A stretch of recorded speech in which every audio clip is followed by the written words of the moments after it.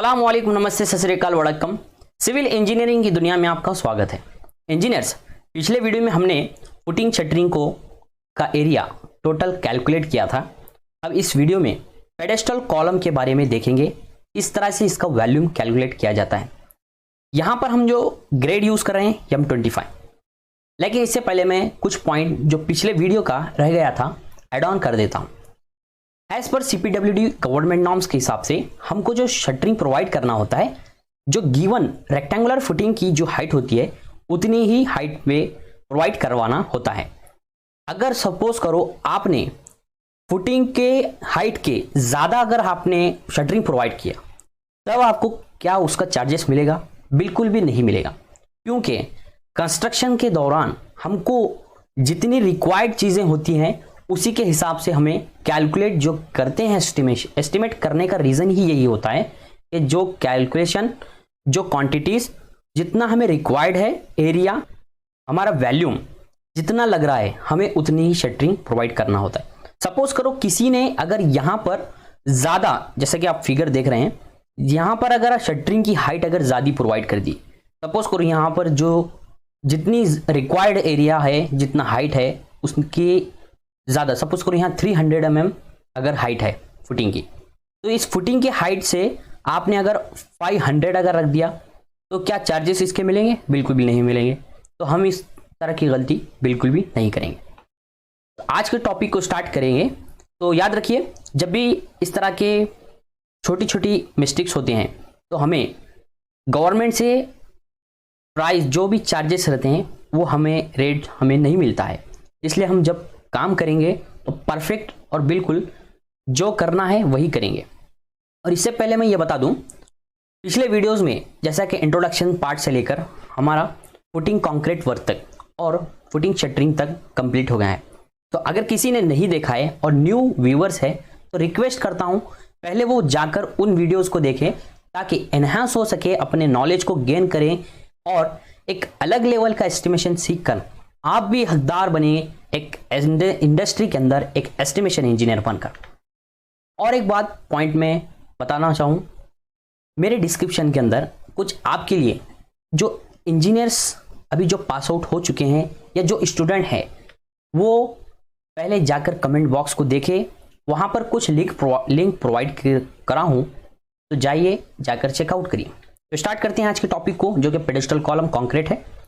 हमने इससे पहले M25 के बारे में डिस्कस कर दिया है सेंटर लाइन लेआउट प्लान में, और इसके F1 फुटिंग, F2 फुटिंग के बारे में डिटेल में बताया हूं। तो अगर किसी ने नहीं देखा है जाकर देखिए। जैसे कि इसमें 2 कॉलम हमने लिया था, उसका रीज़न क्या था? C1 कॉलम और C2 कॉलम को डिवाइड करने का मेन रीज़न यही था कि हमारे जो बार्स थे, नंबर ऑफ बार्स और डाया अलग अलग था, दोनों भी C1 और C2 कॉलम में। इसलिए हमने क्या किया था, इसको अलग करवाया था। बाकी हमारी लेंथ और विड्थ में कोई डिफरेंस नहीं। अभी यहाँ पर अब समझने की बात यह है, ओनली सिर्फ और सिर्फ कॉलम के केस में भी हम ले रहे हैं इस वाले साइड को लेंथ और इस वाले साइड को विड्थ। आप बिल्कुल भी कंफ्यूज मत होइए, क्योंकि नॉर्मली हमारे माइंड में एक ही बात आती है, लेंथ यानी जितना एरिया, जितना डिस्टेंस ज़्यादा होगा वही हमारा लेंथ होगा, बिल्कुल। और जो हमारा कम एरिया होगा, कम लेंथ होगा, कम डिस्टेंस होगा, वो हमारा विड्थ होगा। तो यहाँ पर आप इस मिस्टेक को बिल्कुल भी मत करिए। यहाँ पर लेंथ इस साइड को लेंगे और विड्थ इस साइड को लेंगे। यहाँ पर पेडेस्टल कॉलम के मेन पार्ट को समझने के लिए मैं आपके सामने एक पॉइंट अब ला रहा हूँ। जैसे कि यहाँ पर जो पेडेस्टल कॉलम में हमारे 100 mm एक्स्ट्रा चारों साइड से किया है, जो कि शटरिंग प्रोवाइड करने के लिए किया है पेडेस्टल कॉलम के। अभी यहाँ पर सिर्फ हमें कैलकुलेट करना है पेडेस्टल कॉलम कंक्रीट का। जैसे कि इस वीडियो में आपको दिख रहा है, तो अब इसका कैलकुलेशन किस तरह से करेंगे ये देखेंगे। यहाँ पर 100 mm सैंड फिलिंग कर दिया, PCC कर दिया, D1, सॉरी यहाँ पर D1 होना चाहिए था, D2 हो गया। तो ये जो रेक्टेंगुलर फुटिंग की जो हाइट है F1 के लिए और F2 के लिए क्या है, अलग अलग है। तो यहाँ पर मैंने लिया हूँ F1 के लिए और F2 के लिए हमने 150 mm लिया है। बाकी आपको पेडेस्टल कॉलम का निकालना है वैल्यूम। तो यहाँ से जो टॉप ऑफ द फुटिंग के सरफेस से नेचुरल ग्राउंड लेवल तक हमारा होता है पेडेस्टल कॉलम। ये क्यों कैलकुलेट करते हैं इसका रीज़न अभी आप जान लेंगे। यहाँ पर जो कैलकुलेशन पैटर्न इसका जो होगा, किस तरह से कैलकुलेट किया जाता है पेडेस्टल कॉलम हाइट की, एक फॉर्मूला हमने जनरेट किया है। तो देखिए, सबसे पहले हम क्या करेंगे, टोटल एक्सकेवेशन हाइट, एक्सकेवेशन जितना हमने करवा दिया, पहले हम क्या करेंगे, एक्सकेवेशन कर देंगे जो कि हमारा 2000 mm होगा। उसके बाद हम सैंड फिलिंग कर दिए हैं इसी एक्सकेवेशन पार्ट में। जैसे ही यहाँ पर एक्सकेवेशन में सैंड फिलिंग कर दिया है, इससे माइनस कर दिया हमने एक्सकेवेशन पार्ट से, और उसके बाद माइनस करेंगे पीसीसी की हाइट, और उसके बाद माइनस करेंगे फुटिंग कंक्रीट हाइट। तो आप यहाँ पर ये कंफ्यूज मत होइए कि इस पार्ट का अलग इस पार्ट का अलग, बिल्कुल भी नहीं। कास्टिंग हम एक ही बार कर रहे हैं आइसोलेटेड स्लोप फुटिंग को, लेकिन यहाँ पर जब हम माइनस करेंगे तो दोनों का डिस्टेंस ऐड करते हुए ही माइनस करेंगे। जैसा अभी फॉर एग्जांपल आपके सामने बता रहा हूं मैं, F1 फुटिंग है, F1 फुटिंग के लिए हम कैलकुलेट करेंगे किस तरह से, 2 मीटर जो कि एक्सकेवेशन की हमारी डेप्थ है, 0.1 मीटर 0.1 मीटर, सैंड फिलिंग के लिए 0.1 मीटर, और साथ ही पीसीसी हमने जो किया है 0.1 मीटर। एज पर ड्राइंग, एज पर रिक्वायर्ड एरिया के हिसाब से हमें करवाना होता है। यहां पर 0.25 मीटर जो कि हमारा D1 डेप्थ है रेक्टेंगुलर पार्ट की, D2 डेप्थ के लिए 0.15 जो कि हमारा सेंटर लाइन लेआउट प्लान के ड्राइंग के अंदर ये क्लियरली मेंशन किया गया है कितना डेप्थ D1 के लिए, D2 के लिए जो कि रेक्टेंगुलर, और स्लोप्ड फुटिंग के यानी कि ट्रेपेजॉइडल पार्ट के लिए हमारा कैलकुलेट करते हैं। यहाँ पर जब हम टोटल करेंगे इसका, जो कि 1.4 मीटर आ रहा है जो कि F1 फुटिंग के लिए। अब यहाँ पर F2 फुटिंग के लिए ही ऐसे ही करेंगे, यहाँ पर सिर्फ चेंजेस होंगे, 0.2 जो कि हमारा D1 के लिए है, 0.1 जो कि ट्रेपेजॉइडल पार्ट के लिए दिया गया है सेंटर लाइन लेआउट प्लान में। जैसे ही इसको टोटल इसका निकालेंगे 1.5 मीटर हमारा जो है हाइट आ जाएगा पेडेस्टल कॉलम का। मतलब फुटिंग से नेचुरल ग्राउंड लेवल तक F1 के लिए क्या आएगा, ये डिस्टेंस F1 के लिए आएगा और F2 के लिए आएगा, जो कि हमारा टोटल F1 के लिए आया 1.4, 1.5 मीटर F2 के लिए है। अब यहां पर एक समझने की बात है, आप जब एक्सकेवेशन करवाओगे तो कितना करवाओगे, 2000 mm सभी एक्सकेवेशन के लिए, सभी फुटिंग के लिए करवाओगे।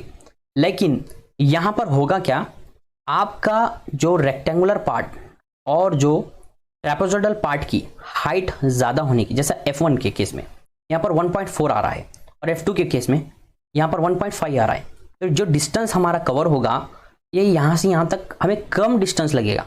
लेकिन यहाँ पर हमारा मिस्टेक हो सकता है, क्या हो सकता है कि हम डायरेक्टली इसको ऊपर तक अगर हम किसी ने कास्ट करवा दिया तो फिर से हमें फोड़ना पड़ेगा। इसलिए हम क्या करेंगे, कंक्रीट को फिल करवाने के लिए नेचुरल ग्राउंड लेवल ही हमारा मेन पॉइंट होगा जहां तक हमें कास्टिंग करवाना है, क्योंकि यहां से आपको बाद में नेक्स्ट प्रोसेस शुरू होगा जो बिल्डिंग का आने वाले पार्ट में हम इसको कवर करेंगे। ऐसे ही F2 के लिए जो ज्यादा डेप्थ इसका हाइट हो रहा है पेडेस्टल कॉलम के लिए। अब देखते हैं, जैसे कि यहां पर हमारा पेडेस्टल कॉलम 1.4 फॉर F1 और F2 आ गया है। अब इसका कैलकुलेशन पैटर्न देखेंगे एक्सेल शीट में किस तरह से करवाना है। जैसे जैसे हम आगे बढ़ रहे हैं वैसे वैसे ही हमारा कैलकुलेशन पैटर्न कुछ चेंजेस होता जा रहा है। जैसे कि मैंने इससे पहले सेंटर लाइन लेआउट प्लान में आपको रीड करवा दिया था, F1 C1 कॉलम कितने हैं और F2 C2 C1 और F2 C2 कॉलम कितने हैं, ये हमने टोटल कैलकुलेट कर कर निकाला था। इस टेबल के अंदर पेडेस्टल कॉलम कंक्रीट का M25 ग्रेड के लिए हमें कैलकुलेट करना है पेडेस्टल कॉलम की हाइट, कितने हमारा डेप्थ होगा उसका, यानी कि top of the surface footing के और बॉट यानी कि नेचुरल ग्राउंड लेवल तक कितना हमें हाइट मिलेगा, ये कैलकुलेट करना है उसका वैल्यू। यहाँ पर जैसे कि F1 C1 कॉलम, पहले एक बार चेक करिए बिल्कुल यही है या नहीं है। C1 के लिए F1 फुटिंग के अंदर C1 कॉलम है, और अब बिल्कुल कंफ्यूज मत होइए क्योंकि यहाँ पर कॉलम C1 F1 में भी है और F2 में भी है। जैसे यहाँ पर F2 फुटिंग है और यहाँ पर F2 फुटिंग है, जो कि C2 कॉलम इसमें भी है और C1 कॉलम इसमें भी है। तो यहाँ पर नंबर ऑफ आइटम्स में C1 F1 C1 14, F2 C2 C1 8 और F2 C2 2 हैं। लेंथ के केस में हम जो कि हमारा 0.25, 0.25, 0.25 सभी के लिए सेम होगा। कैसे होगा? लेंथ हमारा जो कि कॉलम की लेंथ ले रहे हैं अभी यहां पर, अब यहां पर जो लेंगे कॉलम की लेंथ लेंगे। सपोज करो C2 कॉलम की अगर लेंथ हमारी विड्थ अगर अलग होती तो यहाँ कैलकुलेशन अलग हो जाता। यहां पर C1 कॉलम के लिए और C2 कॉलम के लिए जो साइजेस दिए गए हैं वो बिल्कुल सेम है, इसलिए हम यहाँ पर सेम ले रहे हैं। लेंथ और विड्थ के केस में सेम आ रहे हैं, जैसे 0.25, 0.4 हमारा विड्थ आ गया है। अब यहाँ पर जो हमने कैलकुलेट की थी हाइट F1 के लिए और F2 के लिए, ये यहाँ पर है F2 फुटिंग।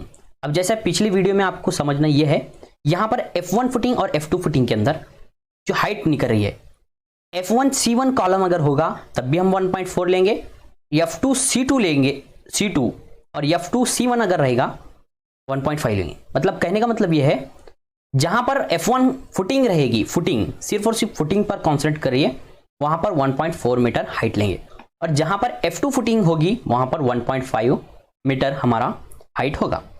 टोटल करेंगे, ये नंबर ऑफ टाइम हमने किया है। डायरेक्ट इसको अब करते हैं एक्सेल पर, और यहां पर मैंने इससे पहले भी समझा दिया था कि अल्ट प्लस एंटर करेंगे, इस तरह से वैल्यू हमारा पुटअप करने के बाद ऑटोमेटिक एक्सेल कैलकुलेट करके वैल्यूज दे देता है। और यहां पर मर्ज एंड सेंटर करने के बाद हमारा नंबर ऑफ सेल्स कन्वर्ट हो जाते हैं यूनिट सेल में, जो कि एक ही सेल में कन्वर्ट हो जाता है। तो आज के टॉपिक के अंदर हमने जो देखा है इसको डायरेक्ट अब एक्सेल पर जाकर देखते हैं कि क्या यही हमें कैलकुलेट करना है।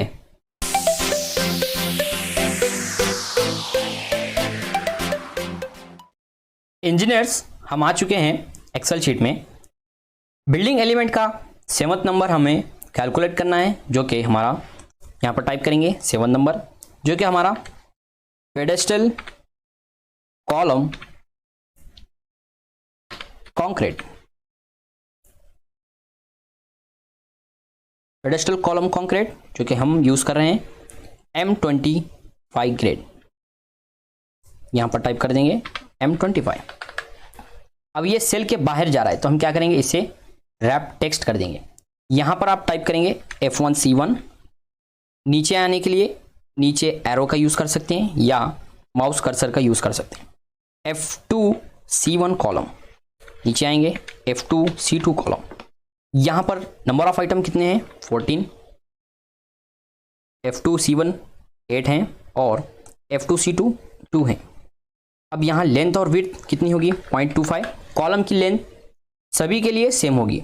यहाँ पर फुटिंग F1 F2 की साइज नहीं लेंगे। C1 और C2 का हम एक पेडेस्टल कॉलम किसका निकालेंगे, कॉन्क्रीट वॉल्यूम किसका निकाल रहे हैं, कॉलम का। तो हम क्या करेंगे, लेंथ कॉलम का ही लेंगे। ऐसे ही 0.4 जो कि हमारा विड्थ है कॉलम का ही लेंगे। अब हाइट की बारी आती है तो यहाँ पर आप F1 और F2 फुटिंग के हिसाब से लेंगे। जहां पर F1 है वहां पर आप 1.4 लेंगे और जहां पर F2 है वहां पर 1.5 लेंगे। इसे सीधा नीचे ड्रैग कर देंगे यहां तक। अब ये हो गया हमारा टोटल क्वांटिटी निकालने के लिए सॉल्यूशन। इक्वल साइन लगाएंगे टोटल में, नंबर ऑफ आइटम पर क्लिक करेंगे, मल्टीप्लिकेशन लेंगे, नंबर ऑफ लेंथ पर क्लिक करेंगे, multiplication width, multiplication height, enter कर देंगे। ये निकल जाएगा हमारा क्यूबिक मीटर में। यहां से कंट्रोल C से कॉपी, कंट्रोल V से पेस्ट, और यहाँ पर 3 डेसिमल पॉइंट तक लेना है, इसलिए हम यहाँ से बढ़ा देंगे, इंक्रीज कर देंगे। सेम इसको अगर हमें लेना है, इसको यहाँ से यहाँ तक ड्रॉप कर देंगे, ये वैल्यूज हमारे ऑटोमेटिक आ जाएंगे। ऐसे ही इसको यहाँ से नीचे तक ले लेंगे।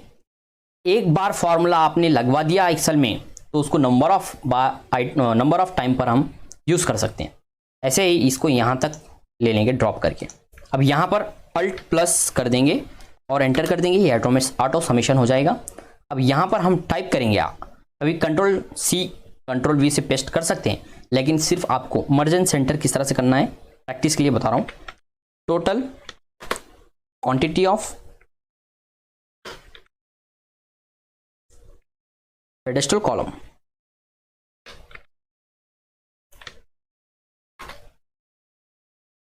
कॉलम कॉन्क्रीट,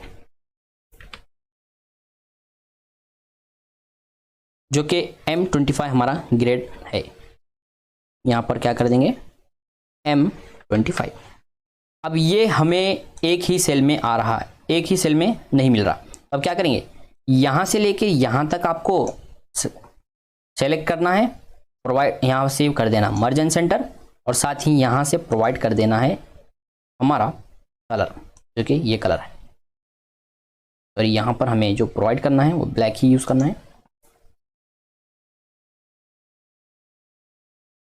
ये हमारा क्वांटिटी निकल गया है पेडेस्टल कॉलम कंक्रीट का, जो कि 3.460 क्यूबिक मीटर में आया। नेक्स्ट वीडियो में मिलते हैं इसी जोश और जुनून के साथ। तब तक के अपना ख्याल रखिए और इसको दोस्तों में ज़रूर शेयर करिए, एनहांस करिए नॉलेज को अपने, और बढ़िए आगे साथ अपने दूसरे दोस्तों को लेकर।